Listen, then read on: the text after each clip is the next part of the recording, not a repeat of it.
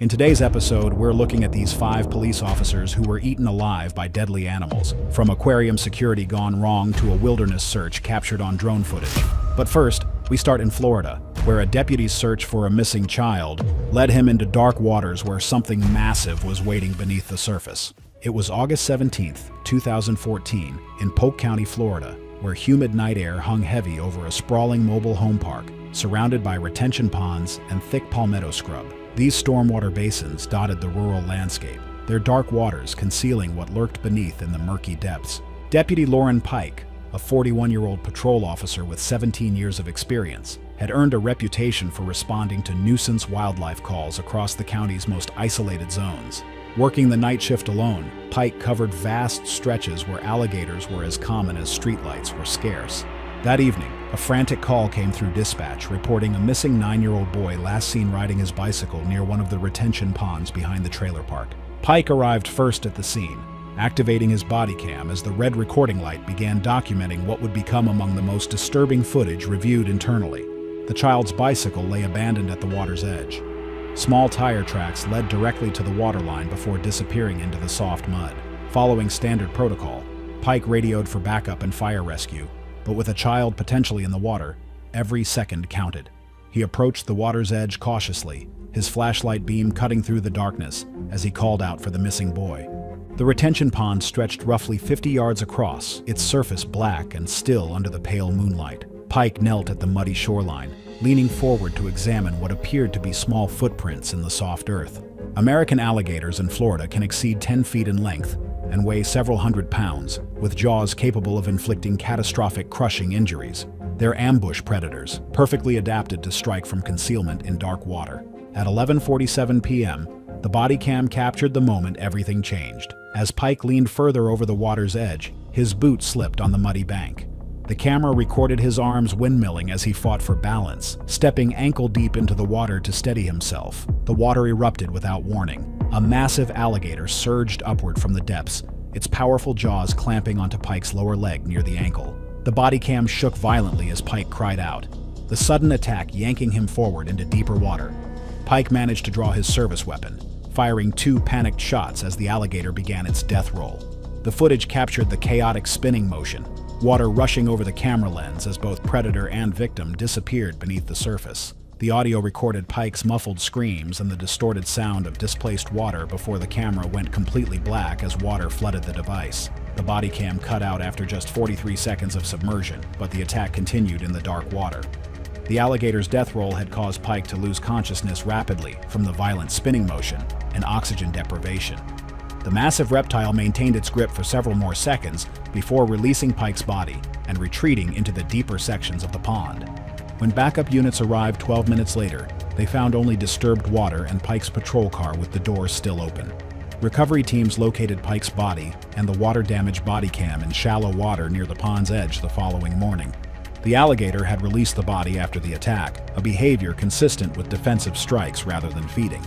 Unknown to Pike, the missing child had been found safe at a neighbor's house, never having been near the pond. A miscommunication had sent Pike to his death pursuing a child who was never in danger. The county coroner's examination revealed Pike had died from drowning secondary to massive trauma. The autopsy showed extensive crushing injuries to his left leg and ankle, with puncture wounds consistent with alligator bite patterns. Water found in his lungs confirmed drowning as the immediate cause of death, though the coroner noted that the severe leg trauma would have made escape impossible. The body cam footage was secured as evidence. Wildlife officers and deputies arrived 23 minutes after Pike's last transmission. New protocols were implemented requiring wildlife specialists for all water-related searches involving potential alligator habitats. While Florida's dark waters had claimed 1 officer, a marine research facility would prove equally deadly when Officer Evan Morado found himself above a tank of an aggressive bull shark. It was May 6, 2016, when Officer Evan Morado arrived at a marine research facility for what should have been a routine security duty during a bustling school field trip day. The private research facility hummed with excited chatter of hundreds of elementary students, their voices echoing through cavernous halls lined with towering glass tanks. Morado, just 29 years old with less than 3 years on the force, had volunteered for the overtime assignment despite having no prior experience with aquatic facilities.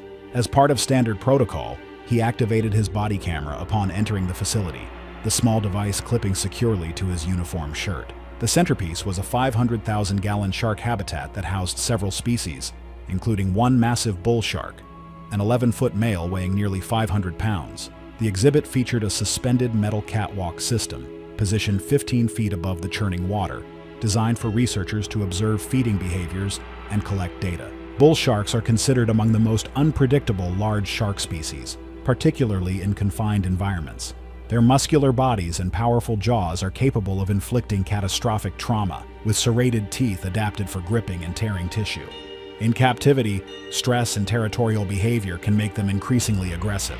At 2:47 p.m., a security alarm triggered near the staff-only access point above the shark exhibit. The alert indicated possible unauthorized entry, likely caused by curious students attempting to access restricted areas. Murado's body camera recorded his response as he moved quickly along the narrow catwalk. The body cam documented hazardous conditions. A loose maintenance panel had been left unsecured after morning repairs, creating an obstruction on the walkway. At exactly 2:49 p.m., the body camera captured the moment everything went wrong.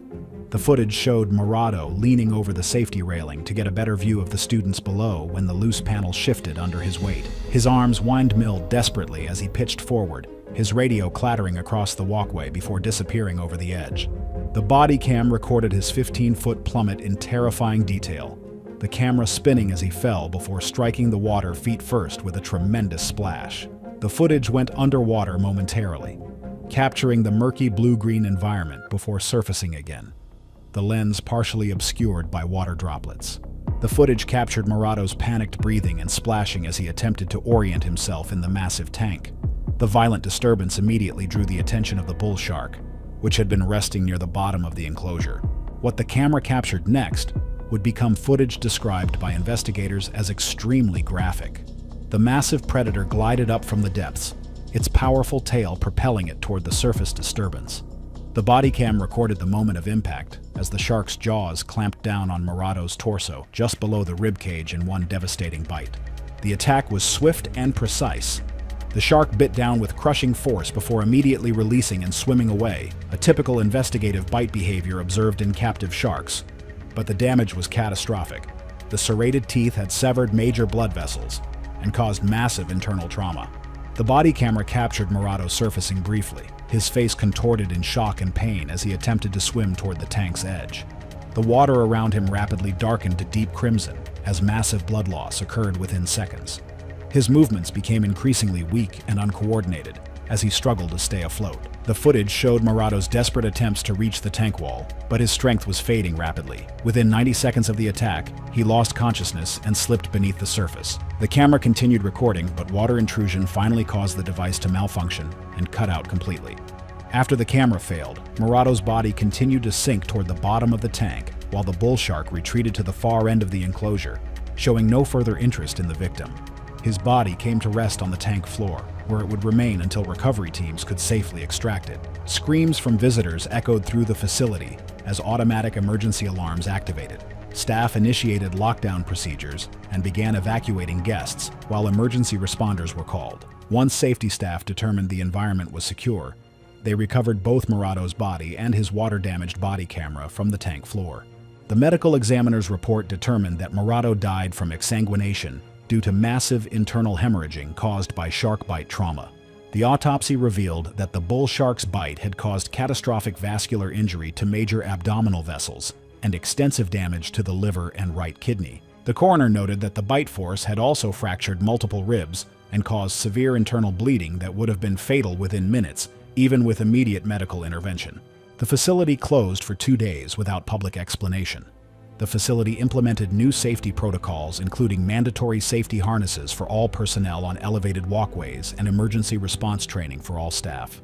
While the research facility's waters had claimed one officer in horrifying detail, a zoo's corridors would soon test another officer against a troop of territorial chimpanzees. It was September 14, 2017, when Officer Caleb Rios received an unusual call to assist at a large regional zoo during what should have been a quiet Thursday afternoon.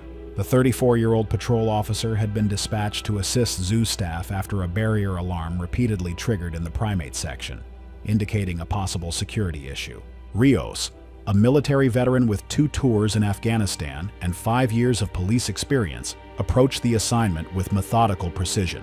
Following standard protocol, he activated his body camera before entering the zoo facility, the device beginning to record footage that would later be classified due to its graphic nature. The zoo's aging infrastructure had been showing signs of wear, with several enclosure systems requiring frequent maintenance calls.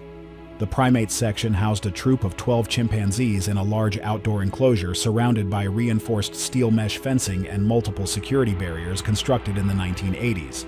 Recent budget cuts had delayed critical maintenance upgrades, leaving some systems operating beyond their recommended service life. The service corridor behind the enclosures provided staff access to mechanical systems, separated from the animals by a secondary fence designed to prevent any limb access. Chimpanzees are among the most intelligent and physically powerful primates, possessing advanced problem-solving abilities and upper body strength that can exceed that of an average adult human. Adult males can weigh up to 150 pounds with elongated arms capable of exerting tremendous force. When threatened or agitated, chimpanzees may exhibit coordinated group aggression, particularly in confined environments. The enclosure's primary gate sensor began triggering repeatedly, indicating a potential security breach requiring immediate attention. Zoo staff called for police assistance as protocol demanded whenever containment systems showed signs of failure. Rios was directed to the service corridor behind the chimp exhibit, where the electronic lock system needed manual reset. The body camera captured Rios entering the narrow corridor, showing the concrete passageway and reinforced fencing separating him from the primate enclosure. The footage recorded the chimps gathering along the fence line, their agitated behavior clearly visible as several large males displayed aggressive posturing and vocalizations.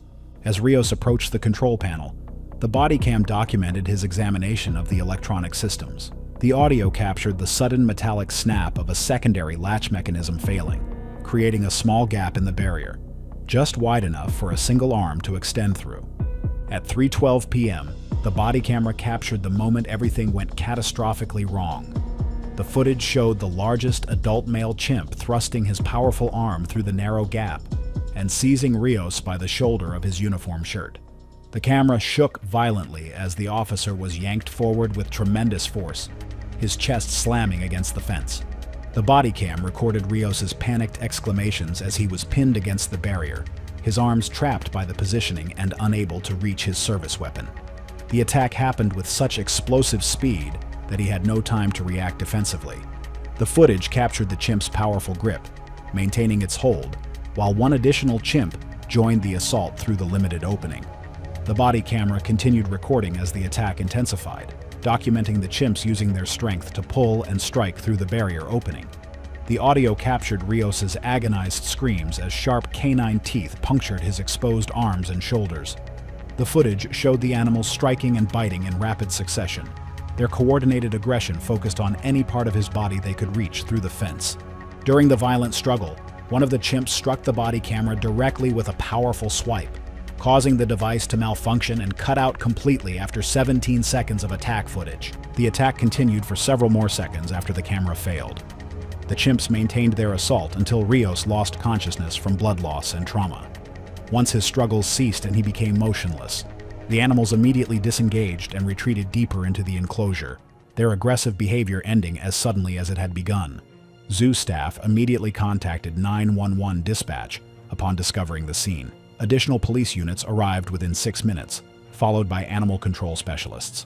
When responders gained access to the service corridor, they found Rios's body and his damaged body camera, securing both as evidence. The county coroner ruled Rios's death a homicide caused by multiple traumatic injuries inflicted by primates.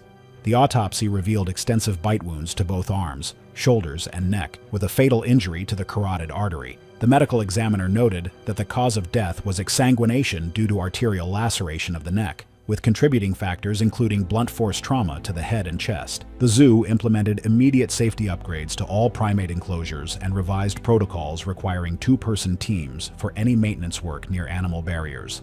Rios was buried in a private ceremony attended by fellow officers and military veterans. The body camera footage remains sealed as part of internal records related to the incident. While one zoo's corridors had claimed an officer in horrifying detail, another zoo would prove equally deadly when Officer Darius Holt found himself face-to-face with a territorial African lion. It was November 2nd, 2013, when Officer Darius Holt began his overnight patrol shift in the industrial district near a municipal zoo, unaware that this routine assignment would become his final duty. The 38-year-old veteran officer had built a reputation for thorough foot patrols during his 12 years in law enforcement. As part of standard policy, Holt activated his body camera when initiating patrol activity, unaware it would capture his final moments. The zoo was operating under limited access during renovation work to modernize aging enclosures. Construction crews had left behind equipment, temporary barriers, and several access points that required additional security monitoring during the overnight hours.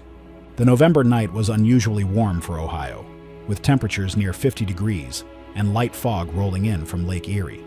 Holt's patrol route included regular checks of construction zones, where expensive equipment had been targeted by thieves in recent weeks. African lions are apex predators weighing up to 420 pounds, capable of reaching speeds of 50 miles per hour in short bursts. Their powerful jaws exert a bite force of over 650 pounds per square inch, designed to crush the vertebrae of large prey. In captivity, these instincts remain fully intact, and any perceived threat can trigger an immediate and devastating attack response. At 11:23 p.m., Holt's body camera captured him spotting a shadowy figure near a service gate on the zoo's eastern perimeter. The individual appeared to be attempting to breach temporary fencing around the construction area. The body cam recorded Holt radioing his position and beginning pursuit on foot, his flashlight beam cutting through the fog. The pursuit led Holt through an unlocked maintenance gate into the zoo's internal service corridors, narrow concrete passageways used by staff to move between animal holding areas during cleaning and feeding operations. Believing the suspect was an intruder and unaware the corridor was active animal space, Holt continued his pursuit. These corridors provided access to secondary containment areas where animals were temporarily housed during enclosure maintenance. The body camera documented his entry into the restricted corridor system, where construction had disrupted normal security protocols. Zoo policy required all animals to be secured in tertiary holding pens during any maintenance work, but the renovation schedule had created gaps in the standard procedures. What the body cam captured in the background would prove crucial. An internal holding corridor gate stood open, its electronic lock system disabled for cleaning operations. The massive male lion had been temporarily moved to this secondary area while his primary enclosure underwent repairs. But a miscommunication between night staff and security had left him unsecured in the holding corridor. As Holt advanced through the narrow passageway, his body camera recorded every step, including his radio transmission reporting the suspect's location. The footage shows him turning a corner when the massive lion emerged from the holding area with explosive speed, startled by the unexpected intrusion into its temporary territory. The body camera captured the sudden escalation in stark detail. The 400-pound predator reacted instinctively to the perceived threat, launching itself forward with tremendous force. Holt had less than 2 seconds to react before the lion closed the distance, its powerful hindquarters propelling it through the air. The footage recorded the moment of impact as the lion's massive frame slammed into Holt, driving him to the concrete floor with bone-crushing force. The camera angle tilted wildly as the officer hit the ground, capturing fragmented images of concrete, shadows, and the enormous predator before the violent impact against the concrete floor caused the camera to malfunction and stop recording. The attack continued after the camera failed. The lion's powerful jaws clamped down on Holt's neck and head, its canine teeth penetrating deep into vital areas. The attack lasted less than 10 seconds total, with the lion delivering a fatal bite designed to sever the spinal cord and cause immediate incapacitation. Once Holt's movements ceased, the lion maintained its grip briefly, before releasing and stepping back, its territorial instincts satisfied. When Holt's radio transmission cut to an open microphone, dispatch immediately attempted to re-establish contact. When radio calls went unanswered, backup units were dispatched to his location, while zoo emergency protocols were activated simultaneously. The zoo's on-site veterinary team and tranquilizer specialists responded within minutes. When responders reached the maintenance corridor, they found Holt's body and immediately secured the area. The lion was successfully tranquilized and returned to proper containment without incident. The coroner's investigation determined that Holt died from massive cranial and cervical trauma consistent with a large predator attack. The autopsy revealed that the lion's initial bite had crushed Holt's cervical vertebrae at the C2 to C3 level, causing immediate spinal cord severance and instant death. Additional injuries included a fractured skull, multiple rib fractures, and extensive soft tissue damage to the neck and head region. The facility quietly accelerated its renovation timeline without public acknowledgement. The zoo implemented comprehensive security overhauls, including 24-hour animal containment monitoring, mandatory two-person teams for all maintenance work, and enhanced communication protocols. The tragedy that claimed Officer Holt would be followed by another law enforcement encounter with dangerous wildlife, when Deputy Noah Brenner volunteered to assist in a missing hiker search in Montana's wilderness. It was June 21, 2018, when Deputy Noah Brenner volunteered to join a search and rescue operation in Montana's Flathead National Forest for a missing hiker who had failed to return from a solo backpacking trip 3 days earlier. The 36-year-old deputy sheriff had extensive firearms training and 8 years of law enforcement experience, but his encounters with large predators had been limited to occasional black bear sightings during routine patrols. Before entering the search area, Brenner activated his body camera, a discretionary choice rather than a standard requirement during wilderness search operations. The search area encompassed over 15 square miles of dense wilderness, characterized by thick underbrush, steep ravines, and game trails that crisscrossed through prime grizzly bear habitat. Summer had brought an abundance of huckleberries and salmon runs, drawing bears deeper into the forest and increasing the likelihood of dangerous encounters. The missing hiker, 28-year-old college student Marcus Webb, had been hiking alone on the Continental Divide Trail when he disappeared near Glacier National Park's southern boundary. His abandoned campsite had been discovered 2 days earlier, with personal belongings scattered and clear signs of animal activity throughout the area. Grizzly bears are among North America's most formidable predators, with adult males weighing up to 800 pounds and standing over 9 feet tall on their hind legs. Their powerful limbs can deliver bone-crushing blows, and their massive jaws contain teeth designed for tearing flesh and crushing bones. Grizzlies can reach speeds of 35 miles per hour and become increasingly aggressive while protecting cubs or defending food sources. At 2:45 p.m., the search team spread out to cover more ground while maintaining radio contact, with each member staying within a quarter-mile radius of the central coordination point. Brenner's body camera began documenting what would become among the most disturbing wildlife attack footage reviewed internally by investigators. The body cam footage showed Brenner advancing cautiously along a winding game trail, dense brush lining both sides and limiting visibility to just a few yards ahead. Shortly after 3 p.m., the body camera captured the moment that would change everything forever. The footage showed Brenner rounding a bend when he suddenly stopped, the audio picking up his sharp intake of breath. The camera recorded his whispered radio transmission reporting possible movement in the brush ahead. Without warning, the body cam captured a massive grizzly bear exploding from the dense brush directly in front of Brenner, charging at full speed with its ears pinned back and mouth open in a threatening display. The bear had likely been feeding on a carcass and perceived the approaching deputy as a direct threat to its food source. The body camera recorded Brenner's panicked exclamation as he had less than 3 seconds to react to the massive grizzly closing the distance with terrifying speed. The footage captured him drawing his service weapon and firing 4 rapid shots as the bear charged. The muzzle flashes clearly visible in the forest shadows. The shots struck the bear in non-vital areas, shoulder and flank, causing it to stumble briefly but failing to stop the charge. The wounded animal hesitated for a split second, its momentum disrupted, before continuing its attack with even greater fury. The body cam recorded the bear's massive frame colliding with Brenner, knocking him backward off the trail as his weapon flew from his grasp. The body camera captured the horrifying moments as the grizzly pinned Brenner beneath its enormous weight. The audio recorded his agonized screams as the bear used its powerful forepaws to hold the deputy immobile while delivering devastating bites to his torso and limbs. The footage documented the bear's massive jaws clamping down on Brenner's upper body, the camera shaking violently as the attack continued. During the violent struggle, the bear's powerful swipe struck the body camera directly, crushing the device and cutting the recording after 38 seconds of attack footage. The attack continued for another 20 seconds after the camera was destroyed. The bear delivered several more devastating bites to Brenner's chest and abdomen before recognizing that the threat had been neutralized. The massive predator stepped back and sniffed cautiously at the motionless deputy before retreating into the dense brush, leaving Brenner's body on the forest floor. The search coordinator noticed Brenner's missed radio check-ins and immediately dispatched the nearest team members to his last known coordinates. Armed park rangers arrived 18 minutes after Brenner's final transmission, following his radio signal to locate the attack site. When responders reached the scene, they found Brenner had succumbed to massive trauma and blood loss. The area showed clear signs of the violent encounter: disturbed vegetation, blood evidence, and distinctive claw marks on nearby trees. His destroyed body camera was recovered and immediately secured as evidence.